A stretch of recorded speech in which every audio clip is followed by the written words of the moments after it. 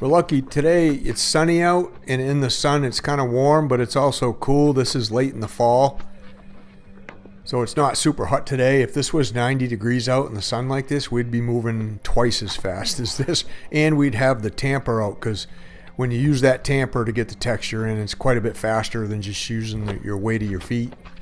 So the basic process for us is basically, it's kind of like a 4-day deal is what we plan on. So the first day, we'll come up and we'll come here and we'll get the forms up. We'll get it all prepped. We'll get the grades set. We'll get like we had wire mesh reinforcement in here. Sometimes we'll put a double row rebar around the edges if it's a slab. This is actually a 4-inch thick slab, but it's on top of a frost wall here. So it's kind of like it's going to be like an inside entryway. So that's day one, basically the prep. Day two is we get the concrete poured and stamped like we're doing here today.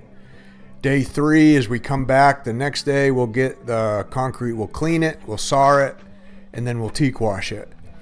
And then, strip the forms. And then we walk away that day and let the concrete really dry out good. Sometimes, depending on what time of year it is, we can come back the very next day and spray on the concrete sealer. The sealer we use is breathable, so you can get it sprayed on the very next day if everything dries out pretty good between the washing and when you come back to seal it. If it's damp out, if it's really humid, if it rains in between, then we just let it sit until we know it's completely dry for 24 hours, and then we come back and seal it. So it's basically a 4-day deal when we stamp concrete, and that's how we price it too, knowing that we're probably going to have 4 trips back to this one job, off and on for 4 different days.